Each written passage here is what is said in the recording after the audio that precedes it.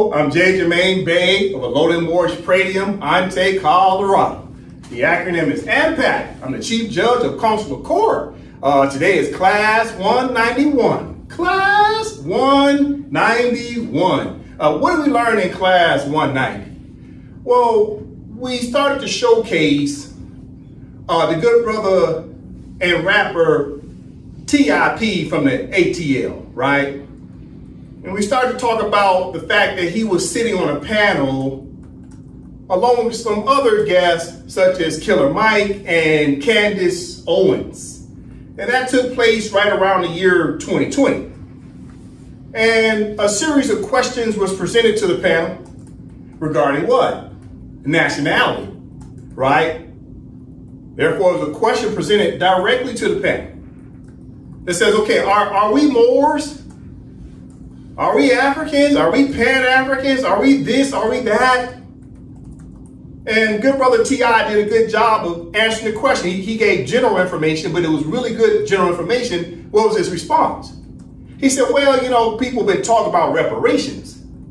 He said, but I've been studying, I've been learning now that come to find out, we as a people cannot get reparations without us having an actual country, i.e. a nationality of our own state.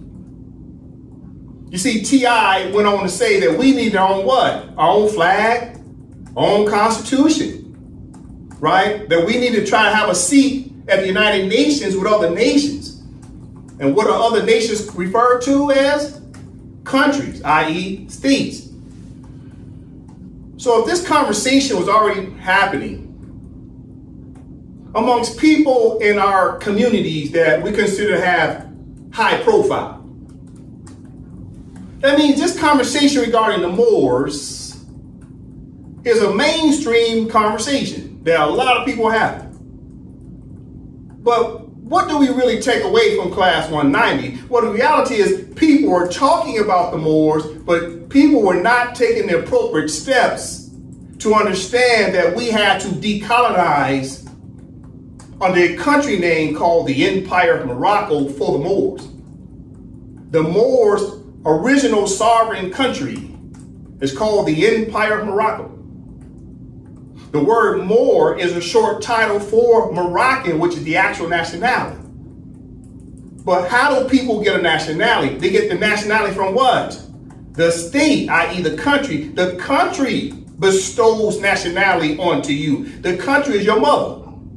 It is your political mother. It's an abstract, but it's your political mother. And who names the child? It's the mother. And the mother named all her children what? Moroccan. So we needed a country, and with the country, i.e. the state, it gives you your nationality of Moroccan. And the short title for Moroccan is Moor, and sometimes referred to as Moorish. And that's the answer to the test, right? So today we'll continue that same conversation, right? We'll pick it up right where we left off, really talking about the fact that if we want to understand our nationality and we want to get away from what's commonly known as the United States jurisdiction, we want to get away from the Democratic Party and the Republican Party, then you have to adhere to the Treaty of Madrid of 1880, Article 15, which was fully ratified by the United States of America and the country called the Empire of Morocco with the Sultan back in 1880 through a multilateral treaty, which already gave we the people commonly referred to as having Negroid faces, it already gave us a treaty right to repatriate back to our original state and pledge allegiance to our mother, which is the Empire of Morocco, as Moroccans, i.e. Moors. So today I'll pick up on that same subject matter. Today I'll put a little bit more emphasis on the good sister commonly referred to as Candace Owens, right? Because Candace has a huge platform, a lot of following, and she can do a lot of good to help our community as Moors, right? With that being said, let's get into the class. All right, as the Moors know, I always open up the Constitution. The Constitution is paramount. Why is it paramount? Well, there's no nationality without the state. And what actually recognizes the state is really your constitution. Your constitution is a deed. It is a will. It is a trust. It keeps things in order for the next generations to come. The United States of America right now is celebrating their 250th year since they enacted their first constitution of the United States of America in 1789. But the reality is they're celebrating, going all the way back to their Declaration of Independence. They declared their independence from who? Their original mother, which was Great Britain. So they're looking at a timeline of 1776 all the way up to 2026. So they're celebrating what's commonly known as their bicentennial year, 250 years. But the entire time they always had a constitution, right? So based upon George Washington's Constitution of 1789, United States of America. And now they operate off a constitution called the United States. 2 words, United States, since 1871, right? Now, obviously, you can go all the way back to the original Confederacy, right? The Federalists going back to what? 1781, right? Their first constitution. But they've technically had 3 constitutions ever since their Declaration of Independence. But what's my point? They've never been without a constitution that recognized what? Their state, i.e. their country. However, the Moors have been in the absence of a constitution that recognized our country of the Empire of Morocco. So starting year 2024, we have finally drafted, signed, and put into full force and effect a constitution commonly known as the Constitution of Empire of Morocco. That way we can start to get into what's commonly known as the practice of international law. International law recognizes countries that have constitutions. That doesn't mean you have to have a constitution, but 99.9% of all countries have a constitution. Therefore, the Moors needed a constitution as well. And now we have one, all right? So let's move on, because the Constitution is very important, all right? Without the Constitution, we can't make claim to land. Everything we do, we do through the Constitution. Everything we do is in pursuance to the Constitution, including the enforcement of treaties. You enforce your treaties through the Constitution. That must be understood. All right, let's move on. As Moors know, we have a website for the Empire of Morocco, right? You can find it at eomgov.com. There it is. There's a still top left-hand corner. There's the flag, right? There's a flag, okay? All right. Now, what is the purpose and intent of AMPAC study session? Well, it is to try to help the Moors to do what? To decolonize.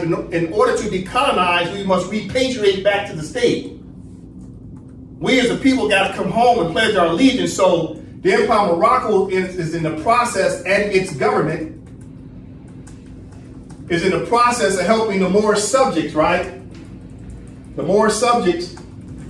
So today, we're going to put special emphasis on this word Moorish subject, all right?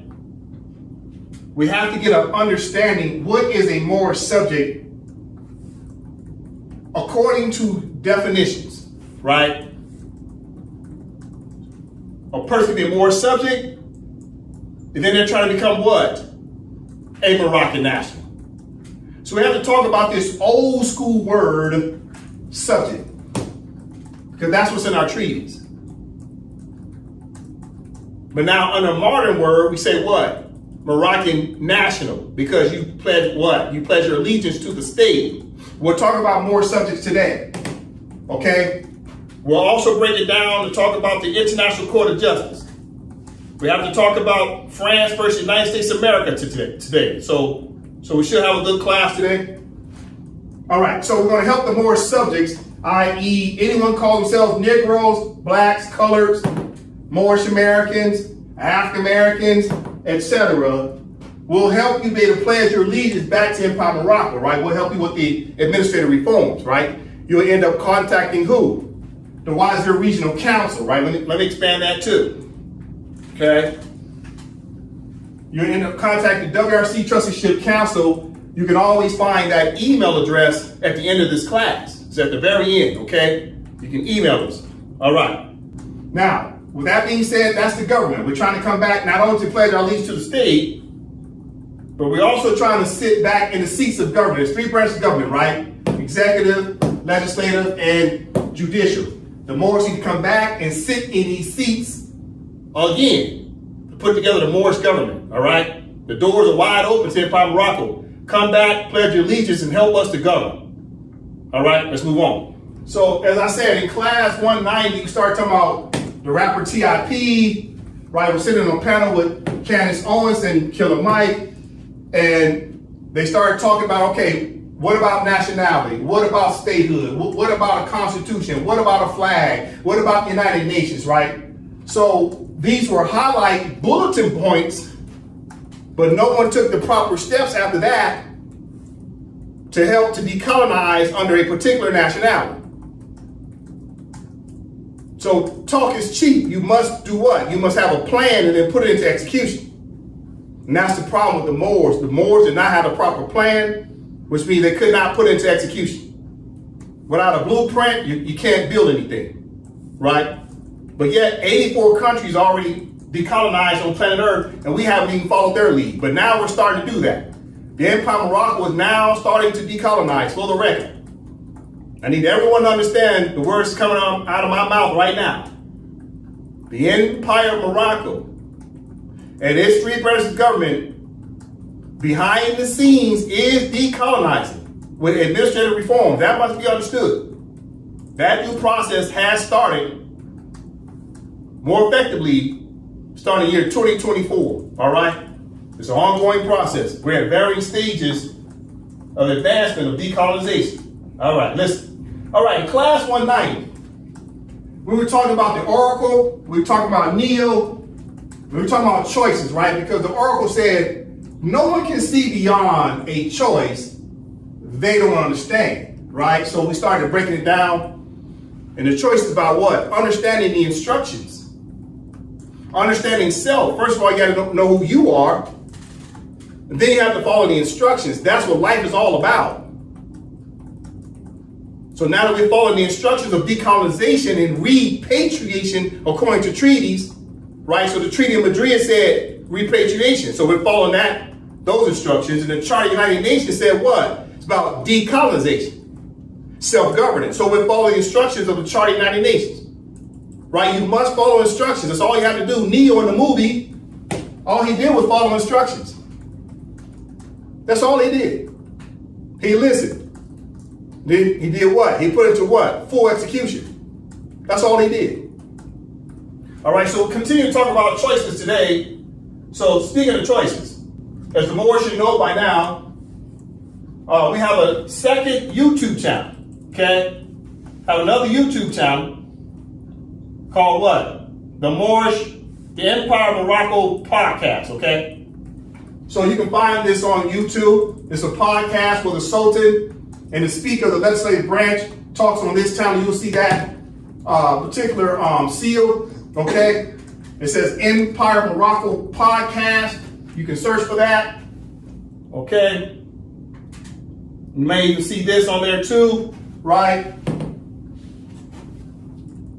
So if you want to learn more, right, the Oracle said, okay, people cannot see beyond a choice they don't understand. Well, if that's the case, then this channel right here is designed to do what? It's designed to answer questions, okay? You see right here? All right, so when you go to the channel, this is for Q&A, it's a podcast, right? There's questions and answers on here from the Sultan. So when people say, well, I don't understand what I'm supposed to do, right? Who's saying that? Blackamoors, people interested in learning more, right? This complete podcast is designed for Q&A. That way you'll have what? An understanding.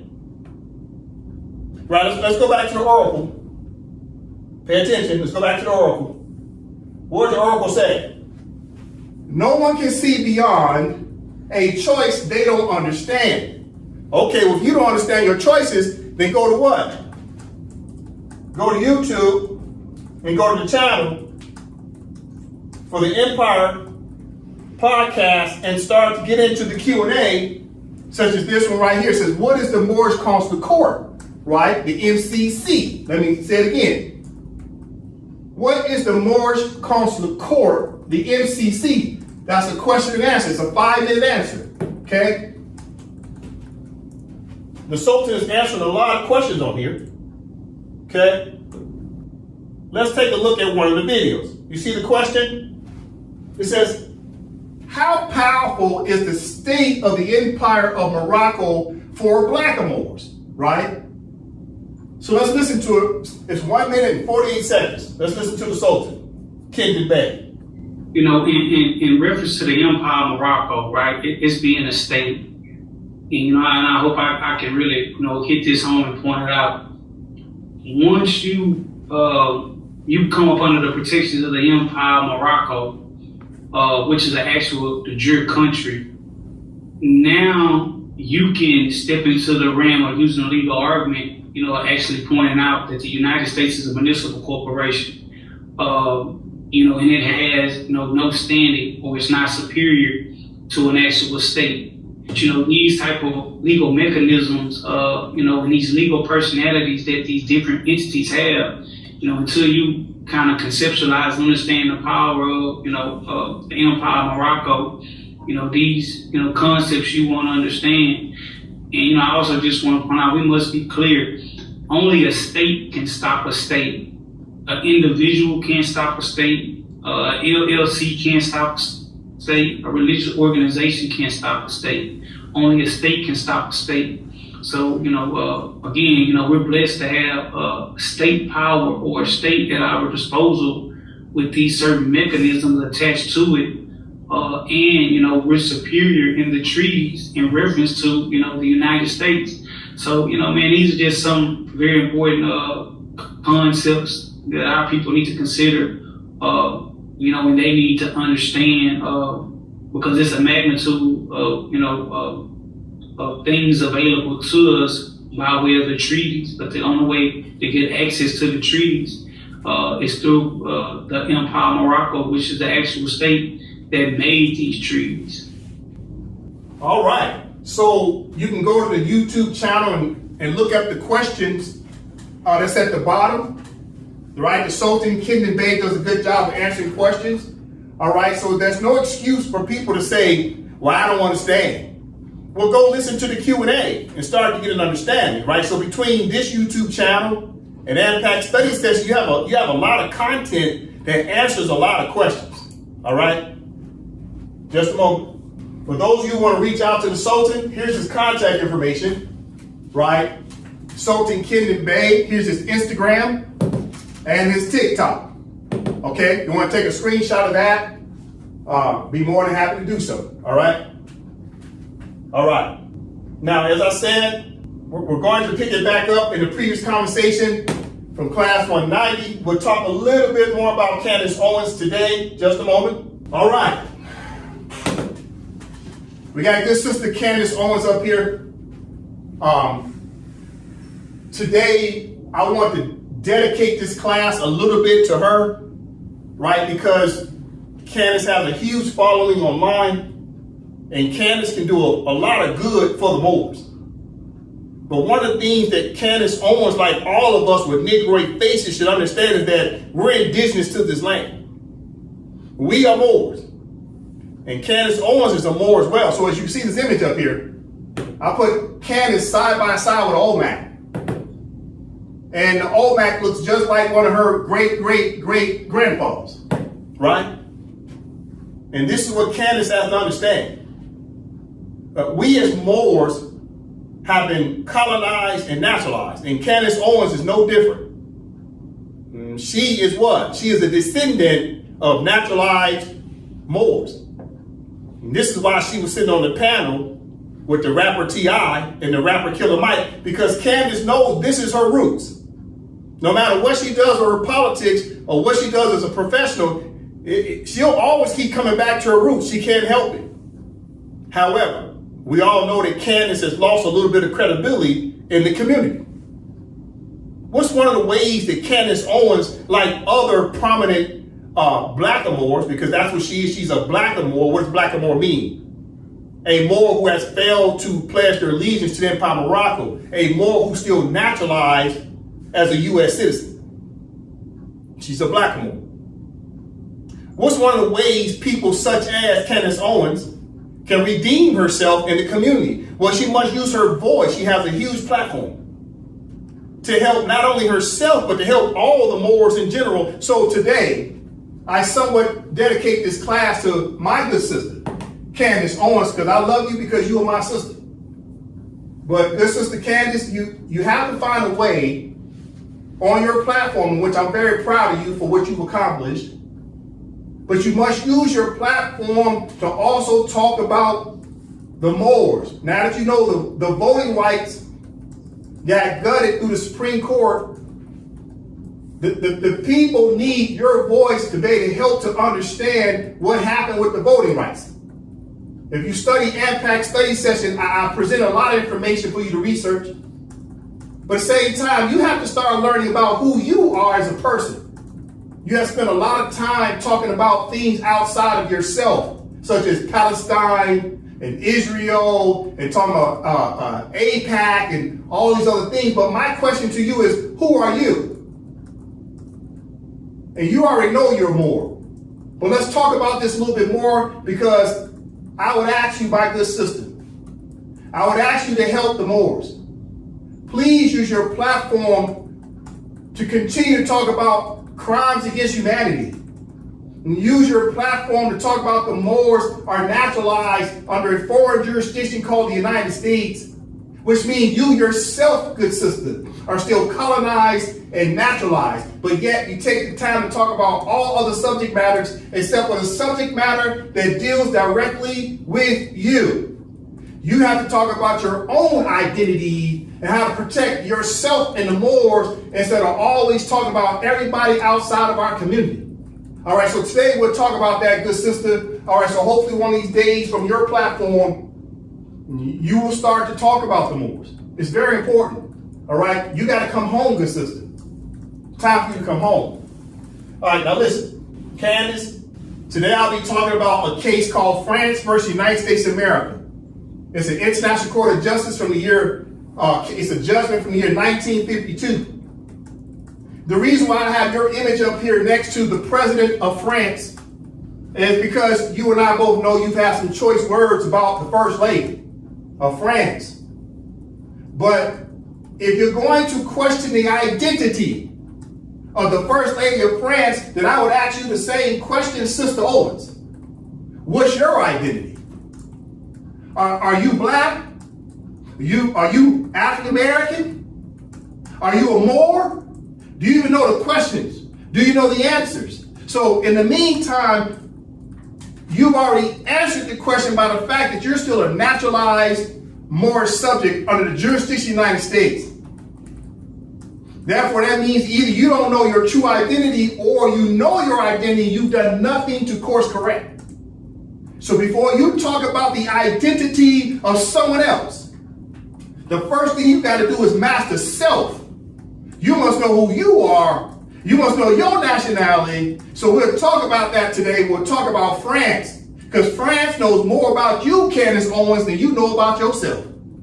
France ran the Empire of Morocco for 44 years from the year 1912 up until 1956.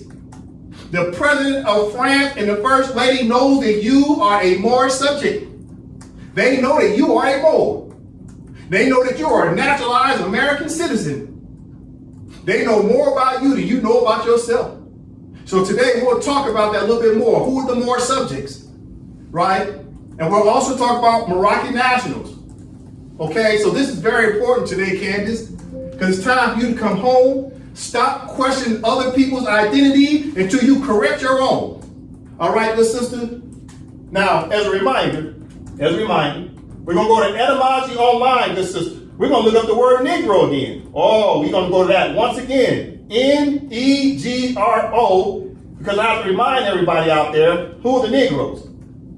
Well, France knows who the Negroes are. The First Lady of France knows who the Negroes are. The Negroes are who? Here's the Negroes. Right? The Negroes are who? The Negroes are the blacks. Right, Candace? If the Negroes are the blacks, then who are the blacks? Okay, come on down here, Candace. We went through this in class 190, correct? Okay, let's do a refresher, Candace. Okay. So who are the blacks? Okay, sometimes the blacks are referred to as who? Black Moors, the black Moors. But the blacks are what? Moors. You see that, Candace? That's your identity. You're a Moor, right? Negroes are Moors, right? And African Americans, right? African Americans are who? Moors. You see that, Candace? This is what France knows about you. Okay? But do you know that about yourself? Okay? Listen. As I start to go through this really quickly, Candace, I have to remind you that the word black means more. Now you got to go to the Treaty of Peace and Friendship. Okay? Because we're talking about Moorish subjects today and Moroccan nationality. What's the distinction between the two? So at the top right here, Candace, the Treaty of Peace and Friendship, right, is between who? It's between the United States of America and the Empire of Morocco. You see that? You see what they say the nationality is? Moroccans and Americans. But keep in mind, Candace, you have been adopted under naturalization. You're a descendant of naturalized Moroccans. You, Candace Owens, you are a descendant. You've been naturalized to be American. You're a descendant of naturalized Moors who became Americans after the year 1868, right? And now the naturalized Moroccans are Americans, all right? But however, we have to repatriate as Moors to go back to being Moroccans again, okay?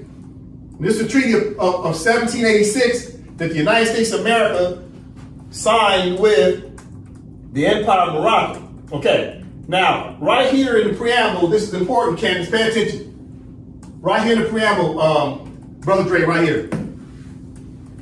This is a treaty of peace and friendship established between us and the United States of America, which is confirmed and which we have ordered to be written in this book and sealed with our royal seal at our court of Morocco on the 25th day of the blessed month of Shaban in the year 1200. Trusting in God, it will remain permanent. Okay, one more time from the top. This is a treaty of peace and friendship established between us and the United States of America, which is confirmed and which we have ordered to be written in this book and sealed with our royal seal at our court of Morocco on the 25th day of the blessed month of Shaban in the year 1200, trusting in God, and it will remain permanent. So what? So who is this between? Candace, pay attention, Candace. We're going to talk about more subjects today. We're going to talk about you and everyone else who have not pledged their allegiance back to the Empire of Morocco. Just a moment. So this treaty is about what? Established between, right? The treaty between who? Us. Who's the us? The Moroccans. And the United States of America, which the nationality is what? American. So it's between us, the Moroccans, and the Americans. And all this was done at what? At our court of Morocco. So everything's about the jurisdiction, subject matter jurisdiction of what? Of what court? You see that, Candace? The court of Morocco. So the United States of America has always recognized the court of Morocco as having subject matter jurisdiction over these treaties. And within the treaty starts to talk about the parties, which are who? The Americans and the Moroccans. But keep in mind, like I said, the word Moor is a short title for Moroccan, right? So now you come down here, Article 6. Okay, this is very important, Candace. Pay attention. He starts talking about this word subject. Okay, Brother Dre from the top. Article 6. If any Moor shall bring citizens of the United States or their effects to his majesty, the citizens shall immediately be set at liberty and the effects restored And in like manner, if any more not a subject of these dominions shall make prize of any of the citizens of America or their effects, and bring them into any of the ports of his majesty, they shall be immediately released, as they will then be considered as under his majesty's protection. All right, let's read again. Article 6 from the top. Article 6, if any more shall bring citizens of the United States or their effects to his majesty, the citizens shall immediately be set at liberty and the effects restored. And in like manner, if any more not a subject of these dominions shall make prize of any of the citizens of America or their effects, and bring them into any of the ports of his majesty, they shall be immediately released, as they will then be considered as under his majesty's protection. Okay, so we already learned under the definition of Negro and Black and what? African American. We learned the word, those words are tied to the word Moor. So who are the Moors? The Moors are the Blacks. Who are the Moors? The Moors are who? The Negroes. Who are the Moors? The Moors are who? The African Americans, right? So in this treaty, it's talking about people like yourself, Candace. We're Moors. But what's unique here? What am I trying to narrow this down to? See, the Sultan in this treaty talked about what? Moors, not a subject of these dominions. So the subjects of these dominions, what is he trying to say? You see, Morocco is what? Inner Morocco and outer Morocco. There's the inner, which is the district, like the capital. The capital was over in Rabat, right? Fez, etc., over in Africa. But you got the outer Empire of Morocco, where all the Moors are just living abroad. It's still a part of the empire. So when the Sultan says what? If any more not a subject of these dominions. So the Sultan is still recognizing you as a subject of the Empire of Morocco, but yet you may be living throughout the empire. But if you happen to detain an American citizen abroad, you got to bring that American citizen directly to the Sultan. To the district, such as an example, United States of America, or more specifically United States, has what's commonly known as what? District of Columbia. And District of Columbia has what? 50 union states. So you would consider United States of America, what's commonly known as their capital, as the United States, a small 10-mile square. That's the capital. That's called inner United States of America. What's outer United States of America? That's their 50 union states. And all the rest of their territories they claim, right? The Empire of Morocco was no different. Even back then, there was an inner Morocco of the district, like the District of Columbia. We have the District of Fez over in Africa. Then everything outside of that, all the other parts of what? Continents, peninsulas, and islands was the outer realm of the empire. So even the Sultan said right here, any more not a subject of these dominions. What these dominions? Meaning this inner Morocco, the district. But yet the Sultan is still telling the Moors, your Moors are still subjects of the Sultan, even though you're living throughout the empire. Bring these American citizens to me, the Sultan. This is what he's telling the Moors in this treaty. Bring American citizens directly to me as the Sultan so they can be immediately released, because the American citizens are what? The American citizens are what? They are what? Immediately. They will be immediately released from the Moors, i.e. the Moroccans, because why? Because the citizens of the United States are what? They, right there, they what? They will then be considered as under His Majesty's protection. So all the citizens of the United States, one of the protections of the Sultan. This is a treaty from 1786, fully ratified in 1787. You see that? So the Moors are subjects, okay? And the Moors, right here. The Moors are what you call subjects. The Moors are subjects of what? Morocco. The Moors are subjects of Morocco. The Moors are subjects even of who? The Sultan. So when you hear the words, any subject of Morocco, so who are the subjects? The Moors. You see that? Very important to understand. Okay, listen. Today, we will start to talk about a court case. Remember in the preamble of the treaty, it talked about at our court of Morocco. We have to talk about the courts. People ask the question, well, what's one of the benefits of being a Moor, right? People are doing what? People are contemplating becoming Moroccans. You say, well, what's one of the benefits of being a Moor, i.e. Moroccan? Well, we get to control what's commonly known as consular courts to reign in the order of any belligerent state that's within the jurisdiction of the Empire of Morocco. That's one of the benefits. Because wherever there's laws, there must be courts. So the United States of America has always recognized the Moroccan courts. And who gets to sit as judges in the consular court? It's only who? Moors. That's it. That's one of the benefits of coming home. To know now all your rights will be heard in a consular court. You'll be heard in an impartial court, instead of your case being heard in a court of the United States or the several union states and their local municipalities. Let me say it again. When you come back and pledge your allegiance, all your cases will be heard in consular court, where a Moor will sit there as a judge. Until then, you'll continue to have your cases under the jurisdiction of the federal courts and state courts and local municipal courts, because you're still a naturalized American. You have to come back to be Moroccans. Only Moroccans have a right to be heard in the consular court. So today we're going to talk about consular court. It's very important, but we also must talk about who are Moorish subjects, because only Moorish subjects now can be heard in consular court, i.e. Moroccan nationals. We'll talk about that today. Listen, now, good sister Candace,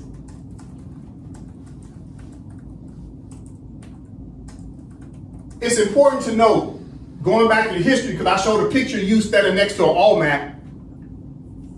We're talking law and history. It's important to note that the United States is coming up on their 250th anniversary. Today's I'm recording this June 25th, 2026, right? So about in less than 10 days, the United States will talk about their founding of 1776 and 1777, but it's a high probability that somehow, some way, the State Department of the United States and the President of the United States in the year 2026 is going to somehow, some way forget to talk about the founding of the United States of America. Somehow, I believe it's a high probability that the President won't talk about the Moors, won't talk about the Sultan, won't talk about the Empire of Morocco, but yet there would be no American citizens if it wasn't for the Sultan of the Empire of Morocco. Also, there would be no American citizens and there would be no United States of America. There would be no 13 colonies if it wasn't for France. So I'm going to take it back to memory lane so everybody understands the founding of the United States of America, because there's a high probability they won't talk about this during their so-called 4th of July proclamations and declarations and parades and ceremonies. Everybody gonna forget about their own founding. Let's talk about it, okay? All right, now, Sister Nova from the top. Morocco's first recognition of the United States, December 20th of 1777. On December 20th of 1777, Sultan Sidi Mohammed bin Abdullah of Morocco became the first state in the world to formally recognize the independence of the United States. This occurred during the American Revolutionary War, 18 months after the Declaration of Independence. Morocco's first recognition of the United States, December 20th of 1777. On December 20th of 1777, Sultan Sidi Mohammed bin Abdullah of Morocco became the first state in the world to formally recognize the independence of the United States.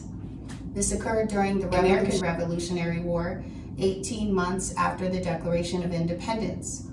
The Declaration.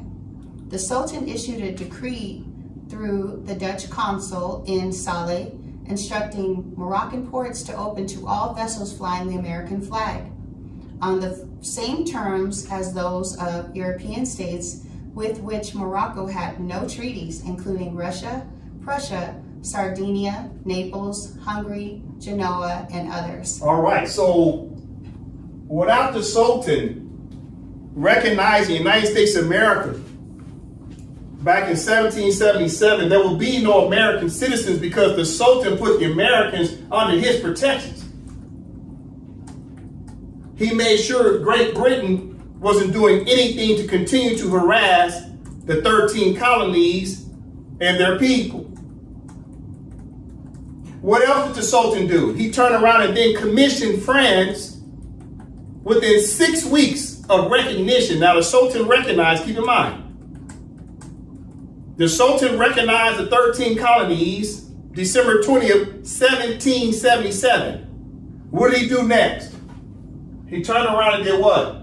He then commissioned France 6 weeks later. France now signing a treaty with the 13 colonies and became also a protectorate over the 13 colonies to act as the consular representatives on behalf of the 13 colonies. That way France would go and negotiate with Great Britain. That must be understood. There would be no American citizens if it wasn't for France. There would be no American citizens if it wasn't for the Moroccans, i.e. the Moors and the Sultan. Let's read it. Just know from the top. The Franco-American Treaty of 1778 established a military alliance between France and the United States, securing French recognition and critical support for American independence. Background on and context. The Treaty of Alliance was signed on February 6th of 1778 in Paris by representatives of King Louis XVI of France and the Second Continental Congress of the United States, following the earlier Treaty of Amity and Commerce, which formally recognized the U.S. as a sovereign nation and established trade relations. France, motivated by resentment over its loss in the French and Indian War and the desire to weaken Britain, had already been secretly supplying the American colonies with munitions and loans. Pause. Take it from the top. The Franco-American Treaty of 1778 established a military alliance between France and the United States, securing French recognition and critical support for American independence. Background and context.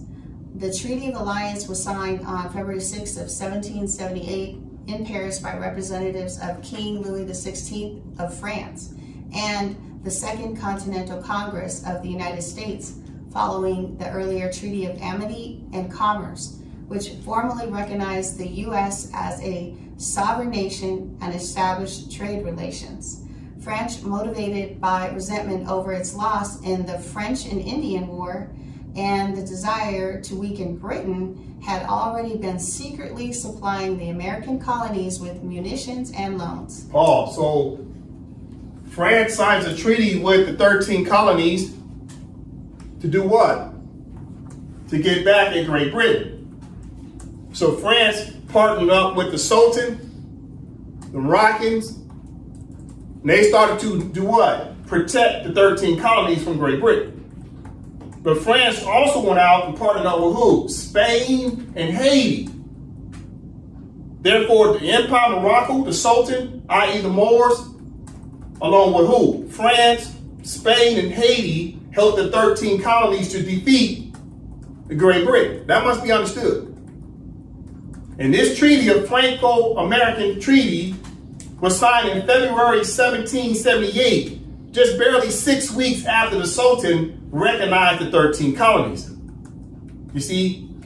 So it was the Sultan who allowed the other European countries to recognize the 13 colonies. You see? That's very important. There will be no American citizens without France and the Empire of Morocco. That must be understood. Therefore, the United States of America, during their bicentennial 250th year, they should take the time to show a lot of respect to both France and the Empire of Morocco, and especially the office of the Sultan and the Moors. If they don't talk about this during their 4th of July of 2026, that means they're not telling the U.S. citizens the truth.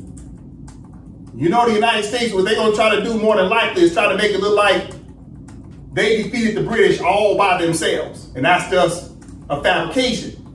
They're delusional if, in fact, there's any mention that the United States defeated Great Britain without them mentioning the other contributing parties.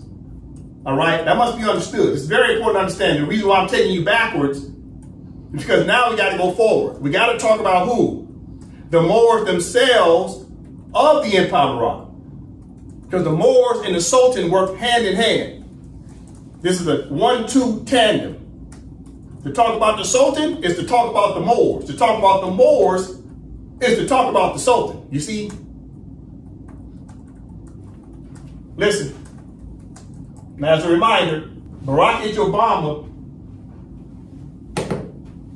already in year 2009 had already talked about the fact that Morocco was the first to recognize the United States of America.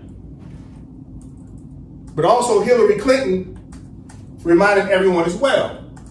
All right, we're talking about this because the United States is coming up on their 250th anniversary. So let's keep it real. Let's talk about things that more than likely they won't talk about. Let's go. Listen. The first nation to recognize my country was Morocco. No country has been a friend of the United States longer than Morocco. You were the first nation to recognize us back in 1777. Let's play it again. The first nation to recognize my country was Morocco. No country has been a friend of the United States longer than Morocco. You were the first nation to recognize us back in 1777. Now, anybody go back and look this information up about Hillary Clinton talking about this from the Benjamin Franklin room. All right, go back and look it up. You'll find it. All right, so if it wasn't for the Empire of Morocco, there will be no United States of America. That's the bottom line. Okay, let's move on. Okay, Candace, we're talking identity, right? Because you were challenging the identity of the First Lady of France, but yet we got to ask you the same question. What's your identity? Are you black? Because T.I.P. the rapper said black is not a nationality. He said African American is not a nationality, right? So that means what? We have to narrow this down to the fact that we're Moors, okay? So we have to talk identity today, okay? Let's make sense of this. Let's make sense of this. So you must understand, Candace, that France has been a huge part of the Empire of Morocco, France and Germany, and as well as Spain, okay? Germany kind of came in the tail end of things around 1905, 1906, but France goes all the way back to the 1700s, working side by side with the Sultan. So right here, Candace, I have a treaty called the Protected Treaty between France and Morocco, where the Sultan had signed this treaty, bilateral treaty, on March 30th, 1912, and France ended up running the Empire of Morocco for 44 years, from 1912 to 1956, and after that, this treaty was dissolved. Okay, that's very important to understand, Candace, because France knows more about you, Candace, than you know about yourself. They know that you're a Moorish subject and you've been adopted and naturalized by the United States. Now, let me show you something, Candace, that now that we talked about the word Moor and the word subject, the word subject is directly tied to the Moors because in the Treaty of Peace and Friendship, right, let's go back to it. In the Treaty of Peace and Friendship, Article 6, right? Article 6, it talked about what? If any Moor not a subject of these dominions, so the Moors are the subjects. Therefore, the subjects are the Moors. So when we look at the Treaty of Madrid of 1880, Article 15, it say, any what? Any what? Subject of Morocco. You see that? Any subject of Morocco. Now we go to the Treaty of Madrid. This is important, Candace. We're talking about Moorish subjects today. All right, so what were the Moorish subjects supposed to do? Keep in mind, who are the Moorish subjects? The Moors. And the Moors are who? The Negroes, blacks, and colors, and African Americans. I.e. you, Candace Owens. Okay, so from the top, this was what the Moors were supposed to do, right? We've gone over this 1,000 times. But it's fitting that we read it again today because now we're going to break down what is the distinction between the word Moorish subject and someone being a Moroccan national. Let's make a distinction between these two classifications, Moorish subject versus Moroccan national. Okay, Brother Dre, Treaty of Madrid of 1880, Article 15, take it from the top. Right of protection in Morocco, July 3rd, 1880, Article 15. Any subject of Morocco who has been naturalized in a foreign country and who shall return to Morocco shall, after having remained for a length of time equal to that which shall have been regularly necessary for him to obtain such naturalization, choose between the entire submission to the laws of the empire and the obligation to quit Morocco, unless it shall be proved that his naturalization in a foreign country was obtained with the consent of the government of Morocco. Pause. So right here, Candace, this is where we have to choose as Moors. This is what you have to talk about, Candace Owens, on your platform, that we as a people with Negroid faces. We are who? Who are we? We are the subjects of Morocco. We are the subjects of Morocco. And the subjects of who? The Moors. And we have an obligation to choose. Choose what? The entire submission to the laws of the empire. Right? And the name of the country is what? Morocco. We have to return to Morocco, but Morocco is an empire, right? We're already standing on it. So Candace, what you have to understand is this, and you can help us with this from your platform. You have to read these treaties out loud, especially this Article 15. This is about you, Candace, and all of us with Negroid faces.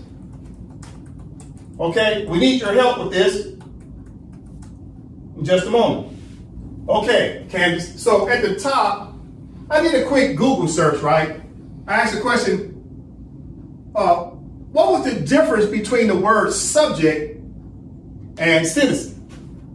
Right? Because subject is an old school word. Well, let's see how it's been upgraded, right? Let's read about that. Just a moment. Brother Drake, take it from the top. A citizen has rights and participates in governance, while a subject owes allegiance to a ruler and has only the rights granted by that ruler. Core distinction. The key difference lies in where authority and rights originate. A citizen derives rights from the state or legal framework and can influence government through participation, such as voting or holding office, while a subject owes loyalty to a monarch or sovereign and possesses only the rights that the ruler allows, often without guaranteed protections or political voice. Historical and philosophical context. The distinction has roots in Enlightenment thought. Philosophers like John Locke argue that individuals are naturally free and from governments by consent, giving rise to the concept of citizenship. Jacques Rousseau expanded this with the idea of a social contract, where citizens collectively create a sovereign body to the common good. In contrast, subjects exist under a ruler's authority, with loyalty flowing upward rather than rights flowing outward. Rights and responsibilities. Citizens enjoy civil and political rights, including freedom of speech, fair trial, and protection under the law. They have duties such as obeying laws, paying taxes, and serving on juries, reflecting a reciprocal relationship with the state. Subjects typically have limited rights, often constrained by the ruler's discretion. Their obligations focus on loyalty, obedience, and service, with little or no ability to influence governance.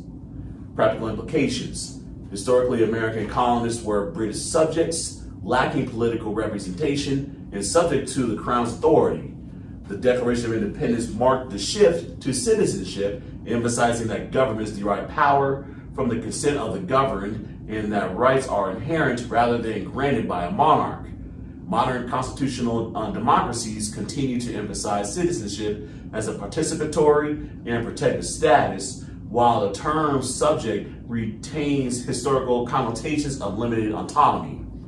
In summary, citizenship implies active participation, legal protections, and mutual obligations with the state, whereas subjecthood emphasizes obedience and allegiance to a ruler with limited rights. All right, thank you very much. So what we're starting to understand is that when the Sultan, back in yesteryears, the Moors were pledging allegiance directly to the ruler and not necessarily pledging allegiance to what? The state.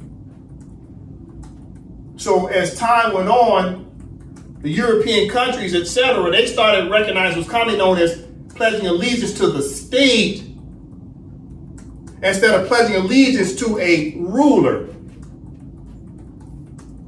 Therefore, they made a distinction between people being subjects versus people being citizens. Citizens, i.e. nationals, pledge their allegiance to what? The state. Where it is subjects are claimed by the state, but yet that individual may or may not have pledged allegiance to the ruler or the state. But yet the ruler extends certain privileges to the subjects. But nationals and citizens have full rights because they pledged allegiance. In exchange, they get full rights of the state. So you have to understand the difference between a subject and someone as a citizen, i.e. a national. These are two different distinct statuses. So the Moors for decades were what? Moorish subjects who had limited rights. The Moorish subjects had not pledged allegiance to the state, but yet they were still Moors, and they still recognized the Sultan as an individual ruler, but the Moors had yet to pledge allegiance to the state. This is why they kept referring to them as Moorish subjects, because subject is a watered down version that only has privileges and not necessarily rights. So in the Treaty of Madrid of 1880, Article 15, paragraph 1, it says, now these Moorish subjects have to do what? They have to do what? Pledge allegiance to what? The entire submission to the laws of the empire. And what's the empire? The state. The Empire of Morocco says return to Morocco and pledge allegiance to the empire state, which now makes you what? Have full rights as what? Nationality. Moroccan. You must understand the word Moorish is an adjective. Moroccan is a noun. Once someone says Moorish, what does that mean? That's an adjective that describes who someone ordinarily should be what? Moroccan. But if the Moorish subjects did not pledge allegiance to the state, that means you have like a halfway recognition. You're not recognized as Moroccan, you're recognized as a subject with limited privileges. Versus Moors coming back to pledge their allegiance, Moroccan nationals have full rights because they pledge allegiance to the constitution of the state. You must understand the difference between a subject and a national or citizen. These are two distinct legal statuses, political statuses. Listen, let's learn a little bit more. Brother Dre from the top. What is the difference between a citizen and a subject? Being a citizen and being a subject aren't just different words. They reflect fundamentally different ideas about where rights and power come from. A citizen holds rights that belong to them by birth or legal grant and participates in choosing who governs. A subject owes personal allegiance to a ruler and holds only whatever rights that ruler permits. That single difference in where rights come from shapes everything else. How laws get made, who has a voice in government, and whether protections can be taken away on a whim. The distinction has deep philosophical roots, played a starring role in the American Revolution, and still creates real legal consequences today. Where the distinction comes from. The citizen-subject divide traces back to Enlightenment thinkers who challenged the idea that kings ruled by divine right. John Locke argued that people in their natural state are free and equal, and that they form governments by consent, handing over certain powers in exchange for laws, courts, and enforcement. If the government fails to protect their rights, they can replace it. Jean-Jacques Rousseau took the idea further, describing a social pact where individuals collectively create a sovereign body directed toward the common good with reciprocal duties flowing in both directions. Under this framework, a citizen isn't simply someone who lives under a government. A citizen is someone whose consent makes that government legitimate in the first place. A subject, by contrast, sits in a relationship defined by the ruler's authority rather than the people's agreement. The subject loyalty flows upward to the crown. The citizen's authority flows outward to elected representatives. The philosophical split became a practical one when American colonists decided they were done being subjects. From subject to citizen, the American break. Before 1776, people living in the American colonies were British subjects who owed allegiance to the crown. The Declaration of Independence rejected that relationship in explicit terms, asserting that governments derive their just powers from the consent of the governed, and that rights to life, liberty, and the pursuit of happiness are inherent rather than granted by a king. The document's long list of grievances reads like an inventory of what goes wrong under subject status. Taxes imposed without consent, judges dependent on the king's will alone, standing armies kept without legislative approval, and denial of trial by jury. The Treaty of Paris in 1783 made the break legally binding. Britain's King George III acknowledged the former colonies to be free, sovereign, and independent states, and relinquished all claims to the government, proprietary, and territorial rights of the same. Former British subjects became citizens of a new republic with sovereignty resting in the people rather than a monarch. The meaning of that citizenship remained dangerously incomplete for decades. The Supreme Court's 1857 Dred Scott decision held that Black Americans could not be citizens at all. The 14th Amendment, ratified in 1868, overturned that ruling and established the birthright citizenship rule still in effect. All persons born or naturalized in the United States and subject to the jurisdiction thereof are citizens of the United States and of the state wherein they reside. The amendment deliberately severed citizenship from race and made clear that the status belongs to everyone born on American soil, not just those the government chooses to recognize. What citizens get that subjects historically did not. The practical differences between citizenship and statehood and subjecthood show up in these areas: where rights come from, who makes the laws, and how power changes hands. The source of rights. A citizen's core rights exist independently of whoever happens to be in office. In the American system, the Bill of Rights protects freedoms like speech, assembly, and due process as constitutional guarantees that no president or legislator can simply revoke. The government can regulate these rights at the margins, but it cannot eliminate them. A traditional subject's rights, by contrast, are concessions from the sovereign. What the ruler grants, the ruler can withdraw. This doesn't mean subjects throughout history live without any protections. England's Magna Carta, signed in 1215, established that even the king had to follow the law and that no free person could be imprisoned or stripped of rights except by the lawful judgment of his peers and the law of the land. But that document was designed to protect the barons against the king's power, not to establish universal rights. The trajectory from subject to citizen took centuries of gradually expanding who counted as a rights holder. Political participation. Citizens choose their leaders. They vote, run for office, serve on juries, and petition the government. In the United States, jury service is treated as a civic duty on par with voting, and most citizens over 18 are eligible to serve. Certain offices carry additional citizenship requirements. Only a natural-born citizen who is at least 35 years old and has lived in the country for 14 years can serve as president. Under a traditional monarchy, subjects had no formal mechanism to choose leaders or shape policy. Rulers gained power through inheritance, conquest, or internal maneuvering among elites. Subjects could petition the crown, but the ruler had no obligation to listen. The stability of the system depended on the ruler's authority and the population's allegiance rather than anything resembling an election. How power changes hands. In a citizen-based system, power transfers through elections and constitutional processes. A leader who loses public support loses office at the next election. Citizens can also amend their constitution, impeach officials, and recall elected representatives in many jurisdictions. The government's legitimacy depends on ongoing consent.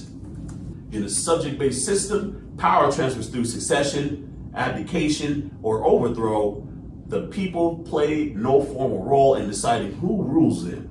Even today, a handful of absolute monarchies operate this way, with no elected national officials and severe restrictions on political rights and civil liberties. How citizenship is acquired. Citizenship typically comes through one of three paths, each reflecting the idea that membership in a political community carries legal weight. Just solely, right at birthplace, you are a citizen because you were born on the country's territory. The 14th Amendment guarantees this for almost everyone born in the United States, with narrow exceptions for children of foreign diplomats and enemy forces. Just sanguinis, right of blood, you are a citizen because one or both of your parents are citizens, even if you were born abroad. Naturalization. You earn citizenship through a legal process after meeting residency language and other requirements. The U.S. Naturalization Oath explicitly requires applicants to renounce and abjure all allegiance and fidelity to any foreign prince, potentate, state, or sovereignty, and pledge to support and defend the Constitution and laws of the United States. The language of that oath is telling. It uses the words subject or citizen to describe whatever status the applicant previously held, acknowledging that some new Americans are coming from monarchies where they were subjects and others from republics where they were already citizens of a different country.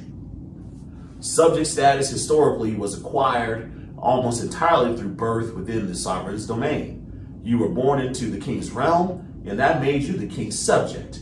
There was no naturalization process in the modern sense. Allegiance was assumed rather than chosen. Pause. Read that last paragraph again. Subject status historically was acquired almost entirely through birth within the sovereign's domain. You were born into the king's realm, and that made you the king's subject. There was no naturalization process in the modern sense. Allegiance was assumed rather than chosen. All right, so we were Moorish subjects. That means we didn't necessarily have allegiance to the Sultan, but the Sultan was claiming dominions under the Empire of Morocco. Therefore, the Sultan was claiming what? Territory and land. And when the Sultan claimed territory and land, he was also claiming the inhabitants of those territories and claimed them all as what? Moorish subjects. So the copper-colored people, i.e. Negroes, blacks, colors, and African Americans, became Moorish subjects under the Sultan. And the European countries also recognized the fact that the Sultan was putting all the Moors under his protections as a Sultan. Some of the Moors were recognizing the Sultan as the ruler. And some of the Moors did not. However, the Europeans still saw all the Negroes, blacks, and coloreds as being what? Moors, nonetheless, because the Sultan made the claim. Therefore, we remain as Moorish subjects instead of Moroccan nationals, i.e. Moroccan citizens. So the only way to make a distinction between subject, which is limited status, that you may or may not have recognized the Sultan. How did they try to make a distinction between these two? What they created was commonly known as the Treaty of Madrid of 1880. Article 15, paragraph 1 said, okay, let's make a distinction between subjects and nationals. How do you become a national, i.e. a citizen? You must do what? You must choose between the entire submission to the laws of the empire, meaning you're pledging allegiance to what? The state. Now it gives you full protections, and now the state recognizes you as a Moroccan instead of being a subject. So you must understand that if the Moors don't follow the instructions of the Treaty of Madrid, you will be forever of one of two statuses. What's the two statuses? Either you'll remain as a naturalized American because you've been naturalized, or you're going to consider yourself a Moorish subject who has limited rights, which means you're going to continue to be harassed. Either you're going to be an American citizen as naturalized or a Moorish subject, or you're going to follow the instructions of the treaty and pledge allegiance to be a Moroccan national with full protections. This is what the Treaty of Madrid offers us as a people. So if you're tired of gerrymandering of the United States, you're tired of the Democratic Party, you're tired of the Republican Party, you're tired of playing the race game, then guess what you have to do? Stop being an American citizen, stop being a subject, and become a Moroccan national, i.e. a citizen of the Empire of Morocco. It's as simple as that. These are not my words. These are treaty words of the Treaty of Madrid. It corrects what? Your identity. Let's take it to the board. Up here it says steps to Moroccan nationality, right? You got step 1, step 2, step 3. Okay? This is very general. Listen. Step 1. First you got to do what? Understand that you are a descendant of naturalized Moorish subjects under the jurisdiction of a foreign European country. For example, you've been naturalized as an American citizen under the United States of America's Constitution. The Moors never pledged allegiance to the Constitution of the United States of America. Going back to 1868, the Moors, i.e. the Moorish subjects, never pledged allegiance.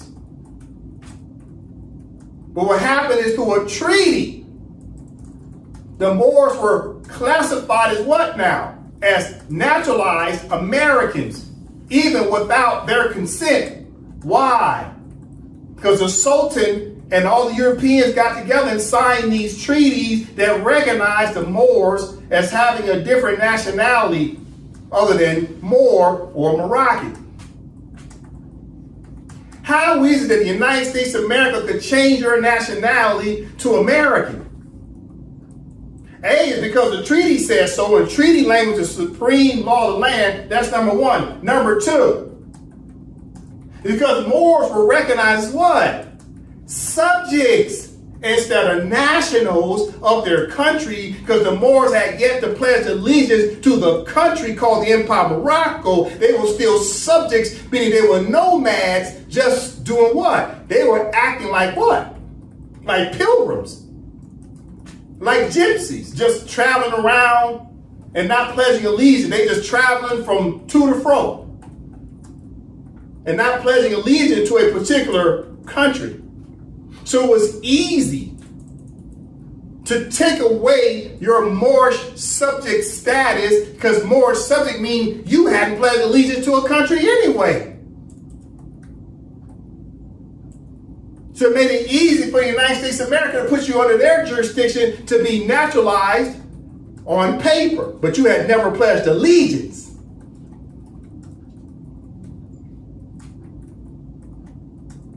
So right here is step 1.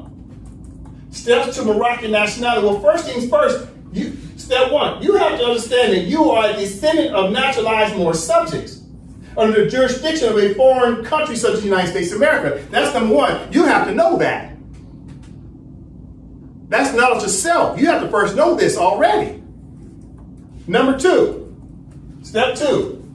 Then you have to do what? You have to look in the mirror and say what? I have to declare that you recognize yourself as being a Moorish subject per the Madrid Treaty of 1880, Article 15. That's step 2. You got to say, you know what? I'm a Moorish subject. I got to go backwards, right?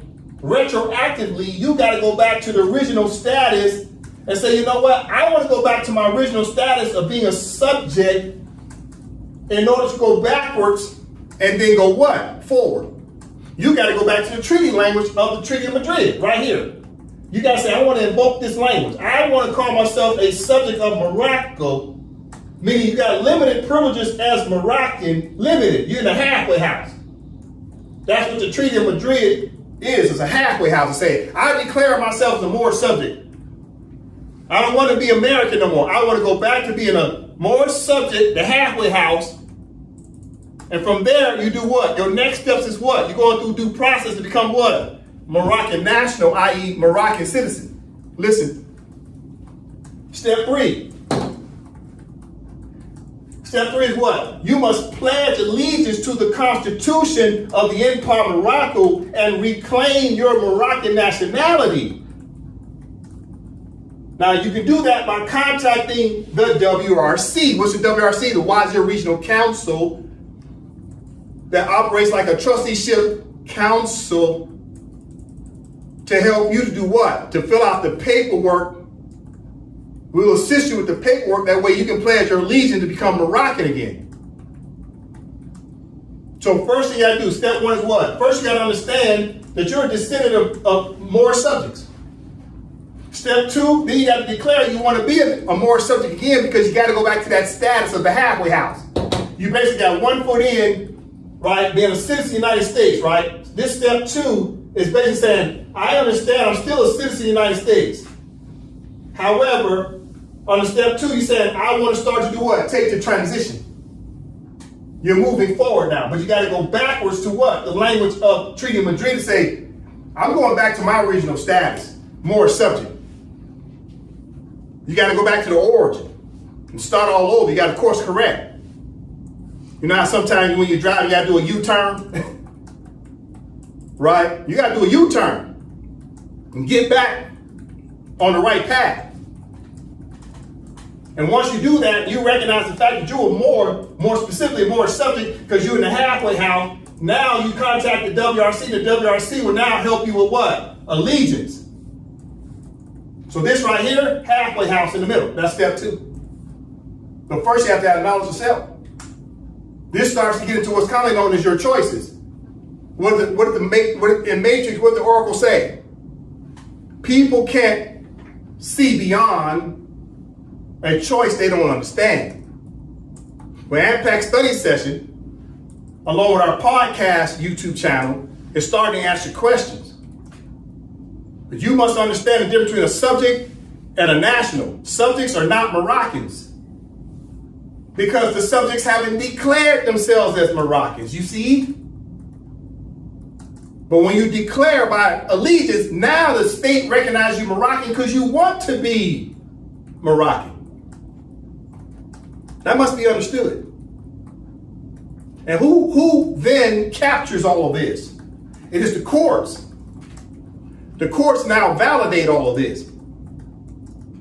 You know how you go down to the court to change your name? The courts validate it. You want to get married? The courts validate it. You see?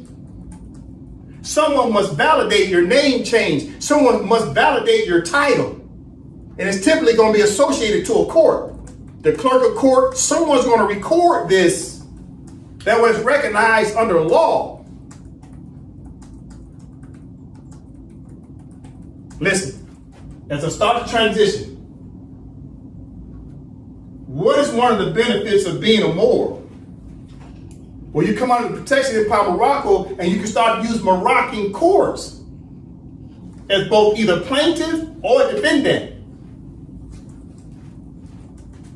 You must understand this. So what do I have up here? This is called clocks of destiny.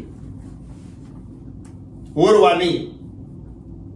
You see, as the Empire of Morocco is decolonizing, we will run into obstacles where we have to utilize our courts. And our courts represent the Moroccan nationals, i.e. the Moroccan citizens of the Empire of Morocco. However, can we extend some limited protections to Moorish subjects? Yes. How? Because when you come back over here, the WRC, the Wazir Regional Council, will start to put you in a limited protection status because you're in the halfway house. You're not Moroccan, but at the same time, your intent is to become Moroccan. That doesn't mean you have a right to get access to the consular court. However, we can start to put you under limited protections because you come under a trusteeship status. We put you in a trustee status. Okay. So I'm working it backwards. I'm showing you this image because this is going to become a reality. Okay, what do I have up here? Well, first things first, in the middle, right here, it says the Empire of Morocco Moorish Consular Court, because everything started off in the court when the United States of America signed their treaty in 1786. Who validated the treaty? It was the court of Morocco. The courts always validate everything. So everything comes back to the Empire of Morocco and its courts. More specifically, consular courts. So when black people say, well, what's the benefit of being a Moor? Well, this is one of them.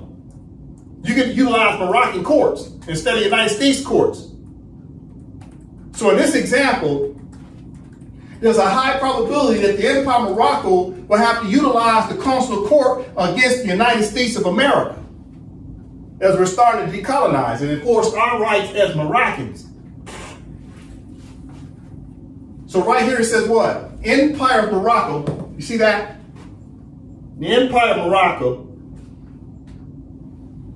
Empire of Morocco, the plaintiff, versus United States of America, the defendant. You see that? This is a high probability this is going to take place, so this is what you call a docket with names on it. But who's the parties in the case? Well, it's the state. Look who the party names are. The Empire of Morocco, that's the state, i.e. the country. Who's the other state? The United States of America, that's the other country. So it's state on state. Didn't the Sultan say in the beginning of this class, remember the video I played? He said only a state can deal with another state. It's state on state dispute. And we as Moors have been in the absence of enforcing our rights through our state. We have to come back and become what? Nationals, i.e. citizens of the Empire of Morocco by what? Allegiance to the Constitution. If you don't pledge your allegiance, you can't get no powers or full protections through the state called the Empire of Morocco. However, if you come back and pledge your allegiance, now the state can put you on this protections and the state can bring a lawsuit against who? Another state. For example, the United States of America. Defendant. But in what court? Consular court. You see that? It is consular court. See that? That's the seal. You see, consular court acts as a neutral court. It's an independent court. Let me say that again. Consular court is an independent court that sits right in the middle between the United States of America and the Empire of Morocco.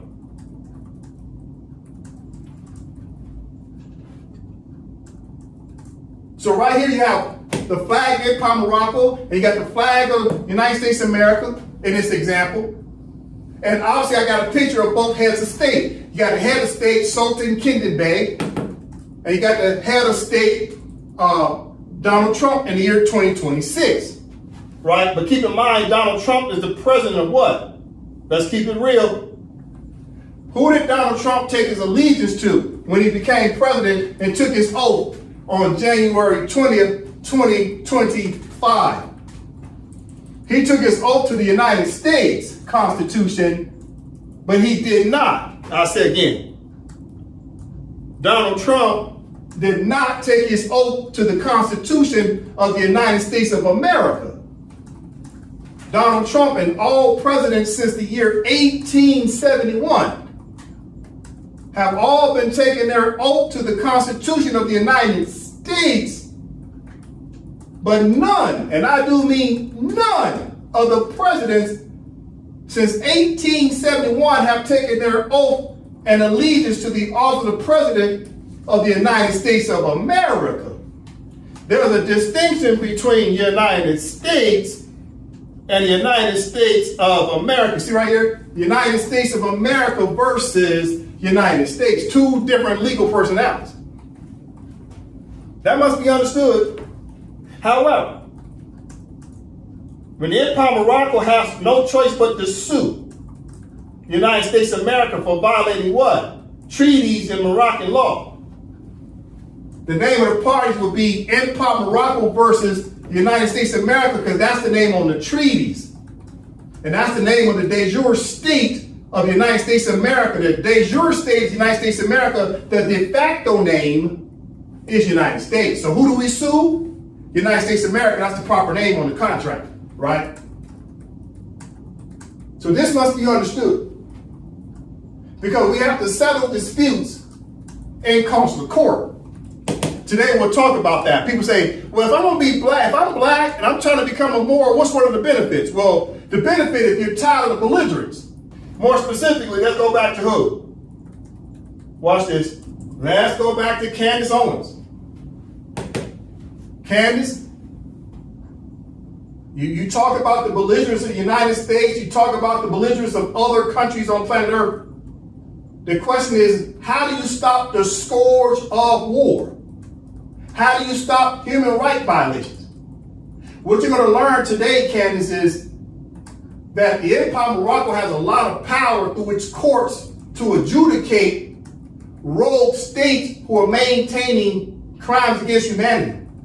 We got a lot of power through consular court as Moors to adjudicate those who violate Moroccan law in Morocco. In other words, consular court can start to put an end to the belligerence of the scourge of war of the United States as an example, because the Empire of Morocco even has jurisdiction over the arms, right, military arms of the United States. The United States already knows this, Candace, because the Act of Algeciras of 1906 is a treaty that says the consular court and the Moorish government were supposed to make sure that the several European states did not have a stockpile of weapons of mass destruction. Did you know that, Candace? You see, if you come back and pledge your allegiance, and you start to talk about the fact the enforcement of our treaties, we can start to hand out permits to the United States, because the United States doesn't do nothing but sell arms. They're maintaining the scourge of war because the Moors have failed to enforce the treaties. We've been too busy calling ourselves black instead of calling ourselves Moors. So Candace, if you're really serious about uplifting fallen humanity, you're going to learn a lot today about what's commonly known as France versus United States of America case, the judgment, started to point out the fact that the Moors were supposed to use their consular courts to enforce their treaty rights against the United States officials. This is a judgment going back to 1952. So if you're serious about stopping the scourge of war, you're tired of human rights violations, then you need to come back to the nation of the Empire of Morocco and help us enforce our laws through consular court. Pay attention, Candace. All right, what do I have up here? Ace high royal flush. We're talking treaties. Treaties, supreme law of the land, Candace. These are treaties. There's 4 specific treaties that work off of the Constitution of the Empire of Morocco. Okay, Nova from the top. 1. Moroccan Empire of Morocco Constitution 2024, ACE. 2. Moroccan Act of Algeciras 1906, King. 3. Moroccan Madrid Convention of 1880, Queen. 4. Moroccan Treaty of Peace and Friendship of 1836, Jack. 5. Moroccan Treaty of Peace and Friendship, 1786, 10. All right. So that's called a royal flush of treaties, okay? Now, what's important to note here, Candace? In the case of the International Court of Justice, this is very important. This is very important because you was talking about France's First Lady and her identity, right, Candace Owens? Well, first you have to understand your own identity, Candace. And you're a Moor. And France knows you're a Moor. Okay, but you don't know you're a Moor, I assume, because you have not pledged your allegiance to the Empire of Morocco to be recognized as Moroccan again. So in this case, Candace, this is about France. France versus the United States of America, because France was more or less like the power of attorney on behalf of the Empire of Morocco from 1912 until 1956. So in this case of judgment, France took the United States of America to court to argue over taxes, and France took the United States of America to court to talk about the Moors and Consular court. So what you must understand in this case, France was the representative of the Empire of Morocco. That's why it says France versus United States of America instead of it saying Empire of Morocco versus United States of America. So France was standing in as the absolute representative of the empire, okay? All right, now, in this case, I'll show you that France had the power over the Empire of Morocco. I'm going to show you that first, okay, because it's important for the Moors to understand when you come back to be Moroccan nationals, you have to understand what powers do we have? What's the benefit of being a Moor? Well, one of the benefits is we can start to shut down the scourge of war, okay? Listen, we're going to go down to page, I believe it's 186. Yeah, go down to page 188, okay? Have to show the Moors something. That France had the power over the empire. On page 188 of judgment, it's very important for the Moors to understand. You must pay attention. Be patient with me. All right. No from the top. The third group of treaties concerned the establishment of the protectorate. It included the agreements which preceded the assumption by France of a protectorate over Morocco and the Treaty of Fez of 1912. Under this treaty, Morocco remained a sovereign state, but it made an arrangement of a contractual character whereby France undertook the exercise certain sovereign powers in the name and on behalf of Morocco. And in principle, all of the international relations of Morocco. France, in the exercise of this function, is bound not only by the provisions of the Treaty of Fez, but also by all treaty obligations to which Morocco had been subject before the protectorate, and which have not since been terminated or suspended by arrangement with the interested states. All right, so we're going to read again from the top, but just to give you a quick understanding, this right here is at the ICJ, they're explaining France had all the power over the Empire of Morocco. France even had power over the Sultan, and France had power over the Moors. France was making all decisions for the Empire, the Sultan, and the Moors, but the Treaty of Fez also told France they were supposed to be working in harmony with the Sultan and the Moors, and France failed to do that. That must be understood. Okay, no, from the top again, let's get an understanding. How much power France had over the Empire of Morocco as the representative, similar to like a power attorney, from the top. The third group of treaties concerned the establishment of the protectorate. It included the agreements which preceded the assumption by France of a protectorate over Morocco and the Treaty of Fez of 1912. Under this treaty, Morocco remained a sovereign state, but it made an arrangement of a contractual character whereby France undertook to exercise certain sovereign powers in the name and on behalf of Morocco, and in principle, all of the international relations of Morocco. Pause. So France was maintaining all the sovereign powers of the Empire of Morocco. And even in 1952, they said in this judgment that the Empire of Morocco was still a sovereign state. This is 1952. That was just 75 years ago. That the Empire of Morocco was still a sovereign state. They're not talking about the year 1652. This is 1952. The Empire of Morocco has a right to exist even in the 21st century, even in the year 2026. You must understand this. The Europeans have always recognized the empire's existence, even to this very day. Because the United States still continues to say that the Treaty of Peace and Friendship of 1786 and 1836 is unbroken. And the treaties between who? The Empire of Morocco and the United States of America. That must be understood. Now listen. France was running the show. Right? Now, We're going to work it backwards, Candace, because I need to show you something regarding the consular courts. It's very important. Once the Moors, the black people, Negroes, blacks, and colors, African Americans come back and pledge their allegiance, you must understand how powerful your courts are. Watch this, Candace. Okay, Candace, you want to stop the scourge of war? You want to stop human rights violations? All right, you got to go to page 202, Candace, of this judgment to see how powerful the Moors are. On page 202 of the judgment, you're about to find out what the ICJ judges told the United States and told the world, how do you stop the belligerents of the United States and their war powers? Okay, let's take it from the top. No. There is no provision in any of the treaties which have been under consideration in this case conferring upon the United States any such right.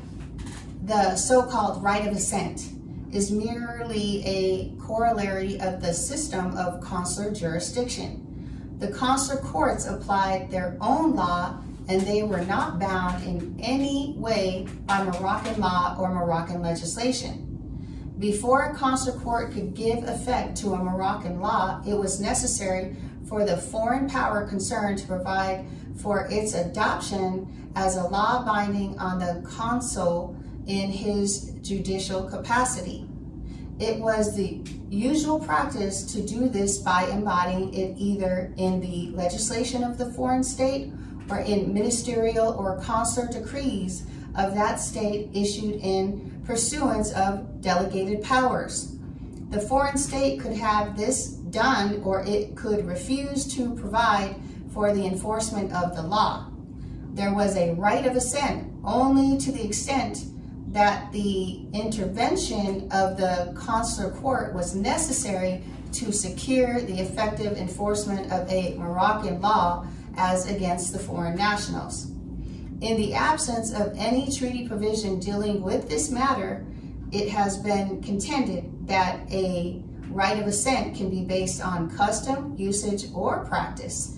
It is unnecessary to repeat the reasons which have been given for rejecting custom, usage, and practice as a basis for extended consular jurisdiction, and which are largely applicable to the right of assent. It is, however, necessary to point out... Pause. Okay, now, everyone pay close attention. The ICJ is going to tell the whole world, how do you enforce laws against the United States? The ICJ is getting ready to let out what's commonly known as the Illuminati secret. To tell you the only people or person or persons or entity that has the power to bring criminal cases or civil cases against the United States is the consular court. And you know the only judges can sit in consular court? Moors. Listen to what the ICJ is about to say. Just a moment. Right here, Nova. It is unnecessary to repeat the reasons for which have been given for rejecting custom, usage, and practice as a basis for extending consular jurisdiction, and which are largely applicable to the right of assent. It is, however, necessary to point out that the very large number of instances in which Moroccan laws were referred to the United States authorities can readily be explained as a convenient way of ensuring their incorporation in ministerial decrees binding upon the consular courts. In that way, and in that way only, could these laws be made enforceable as against United States nationals so long as the extended consular jurisdiction was being exercised. Pause. So right here, the ICJ in 1952, it said only the consular court can enforce laws against the United States. Why? Because the United States of America is in Morocco. The United States of America is in the Empire of Morocco. The United States of America is still under protections of the Empire of Morocco because of the treaty language says that the Sultan put the Americans under his protections. Therefore, the state is also, the United States of America is also under protections of the Empire of Morocco since 1786, and the United States keeps saying the treaties are unbroken. Therefore, the language in the treaty is unbroken. So the Consular Court has the power to hear cases, i.e. contentious disputes between Moroccans and Americans. The Consular Court has the power to hear cases between disputes of the United States of America and the Empire of Morocco, two separate legal entities. And the United States of America and its officials of its government are also subject to the jurisdiction of the Consular Court. Therefore, Consular Court can pierce the qualified immunities of the officers of the United States and of the several Union states. Listen, let's read it again. Right here, though.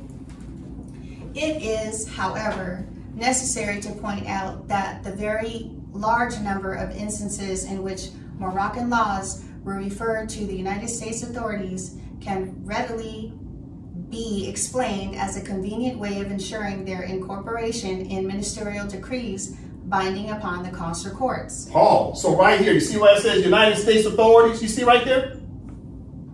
See right there? United States authorities. When you're trying to enforce laws, Moroccan laws, you're enforcing against who? United States authorities.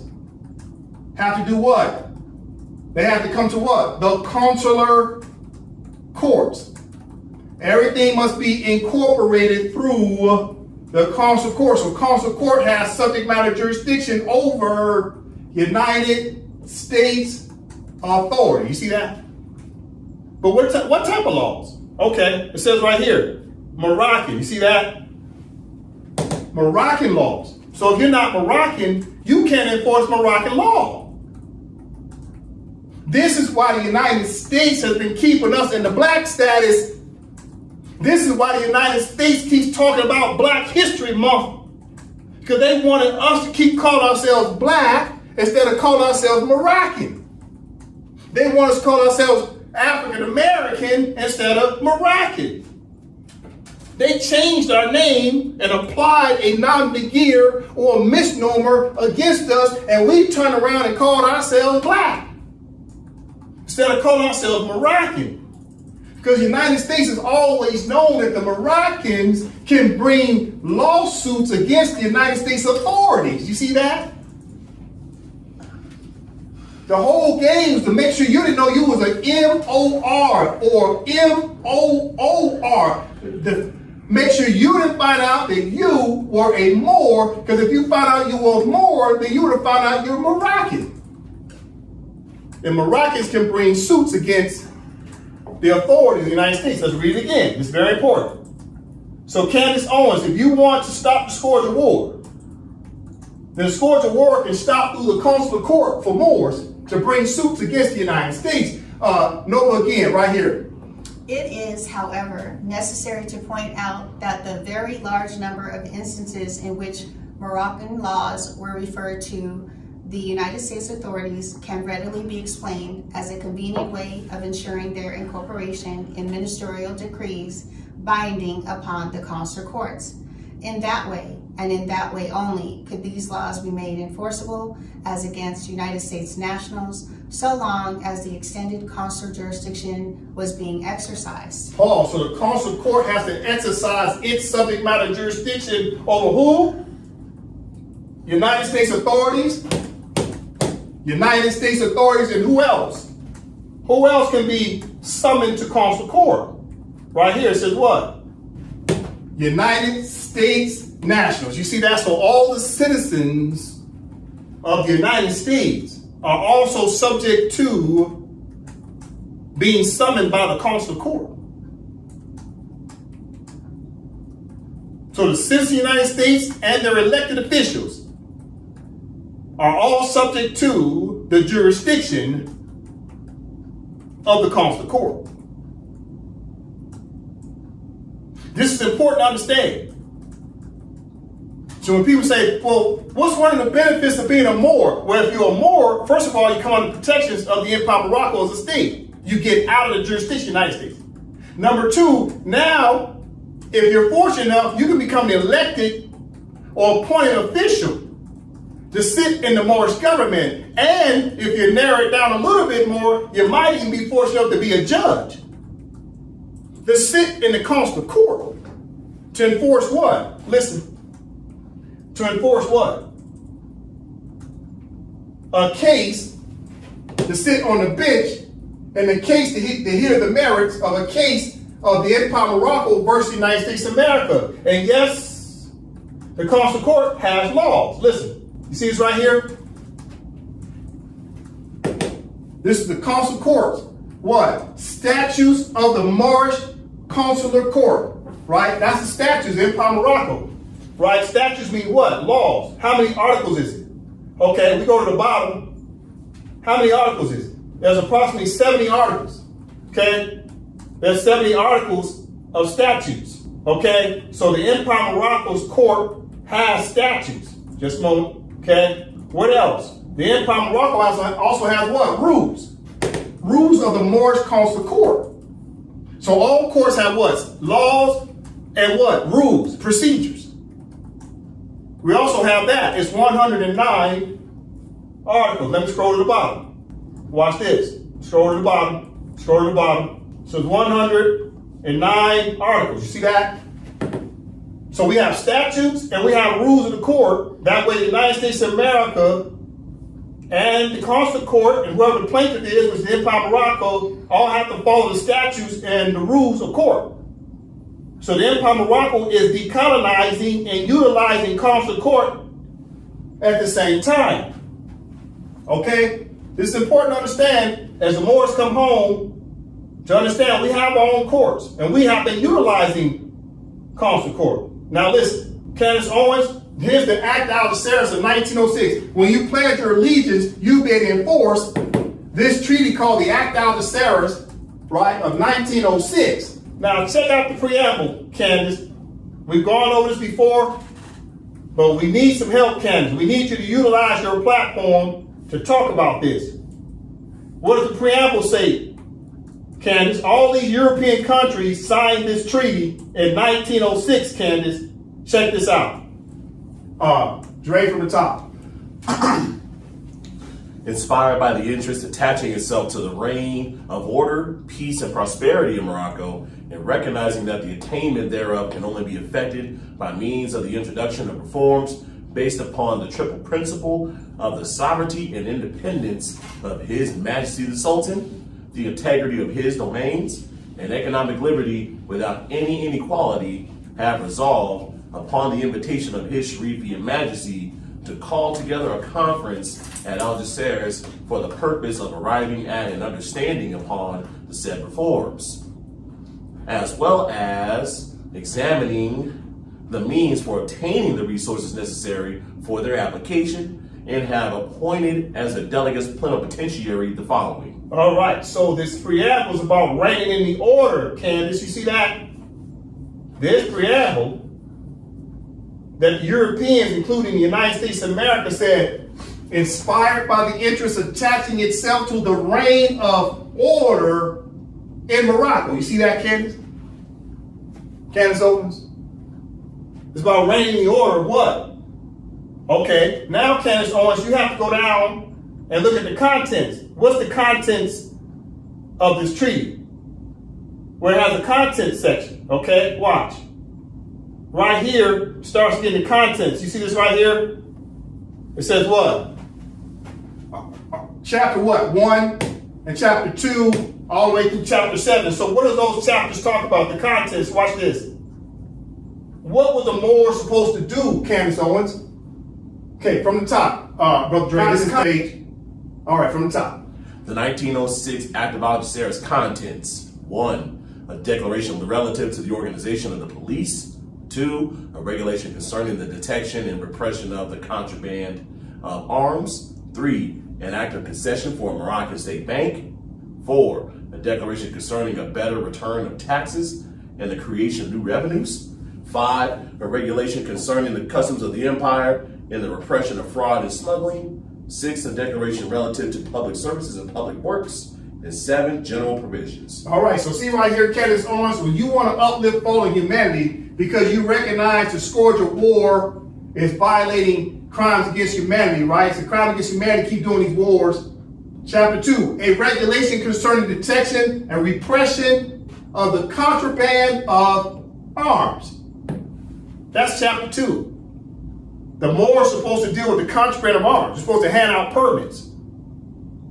The United States is supposed to receive permits for their arms of sport and arms of war.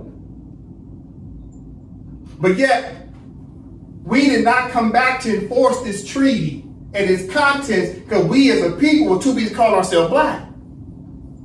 We didn't come back and pledge our allegiance to be Moroccans. We remained black, or some of the Moors still run around calling themselves Moorish subjects. Therefore, they can't enforce the treaty because they didn't pledge their allegiance to the entire submission to the laws of the empire. Therefore, they can't sit in the chairs of the Moorish government because the only people who sit in the chairs of the Moorish government is Moroccans. And then those Moroccans then can sit in the chairs of what? Consular court. Listen, so this image right here will come to full fruition because the United States is a belligerent on planet Earth. And one of the reasons why they did not want black people to know their nationality is because the United States knows the Moors had a treaty right to start to do what? To reign in the order and stop the scourge of war. The United States makes a lot of money off war. They sell arms. And the Moors had a treaty obligation to stop the scourge of war. But we cannot do that as black people. We can only do it as Moors, i.e. Moroccans. All right, so listen. Good sister Candace Owens, I would love to go a lot deeper in this class about France versus United States of America, but you had a lot of choice words about the First Lady of France, but what you have to understand, if you want to challenge her identity, then in like manner, she has a right to challenge your identity. You have to understand that we are Moors. You have a very powerful platform to be able to speak from. It's time for you to start studying Moorish history. It's time for you to understand that we all have an obligation to choose between entire submission to the laws of the empire, that way we can start to put an end to the scourge of war. As we start to read over the Act of Ceres in connection to the Moors, because we've read over the Act of Ceres before, but the Act of Ceres is connection to the state. We have to keep studying statehood. The Moors have to pledge allegiance to the state. We have to keep talking about statehood. We have to talk about succession of state and continuity state. I need your help with that, Candace. I need your platform to start to look into these things. As we start to challenge the United States so we can shut down their war machine. Because that was an obligation of the treaties to shut down the scourge of war. When you read the Act of Ceres, you'll see it. When you read the Covenant of the League of Nations of the year 1920, you'll also see that it was the responsibility of the Covenant of the League of Nations that France was overseeing on behalf of the Sultan to also rein in to stop the scourge of war. All these themes, the Charter of the United Nations of 1945, the League of Nations of 1920, all go back to the diplomatic body at Tangier of 1906, where the Moors and the Sultan were supposed to be sitting at the table to stop the scourge of war that was happening amongst the Europeans. You can assist us with that, Candace. This is a way for you to redeem yourself. Come back to the community so everybody knows you'll use your platform to help the Moors. So I look forward to people like yourself who have powerful platforms, because we're all OMACs, right? All Macs, the All Macs, the Owls, the Alis, All Macs. We got to get to a point where we're no longer naturalized citizens of the United States. All right, so what are our decisions here? What does the Oracle say? People can't see beyond a choice they don't understand. So as I start to close out, either the black Moors, i.e. Negroes, blacks, and coloreds, and African Americans are going to remain naturalized under the flag of the United States of America and deal with the USA and the KKK. Or maybe you can go back and pledge your allegiance under some Cherokee flag and some Cherokee nation, or maybe you may consider becoming a Moroccan national of the King Morocco over in Africa, or you can pledge allegiance to the Empire of Morocco because we're already standing on the empire. You don't have to move nowhere. It's allegiance to the state and the Constitution. This is basically your only four choices. You can join any type of so-called, $5 Indian tribe, right? You can be Navajo, right? For the wooden totem pole people, that's no disrespect. They know who the Moors are. At some point, even the Cherokee Nation are going to have to start telling the truth about the Moors. You notice nobody in the Cherokee Nation say they built these Capitol limestone buildings. They never say they built them. You'll never catch them saying they built the obelisks that are made of quartz and lime, etc. They never say they built them because they know the Moors built them. Anyway, good Sister Candace, please look into this information. Please contact the Sultan, Candace. Let me show you the Sultan's contact information. Just a moment. Reach out to the Sultan, Candace. All right? There's his Instagram, his TikTok. Okay, because we have to start this conversation because the Supreme Court of the United States has made their move. They have struck the Voting Rights Act. And to you, Candace Owens, you have an opportunity now to help these people you call black. First, you got to help yourself understand your own identity before you understand the identity of the First Lady of France. I end with that. Islam. Islam. Islam.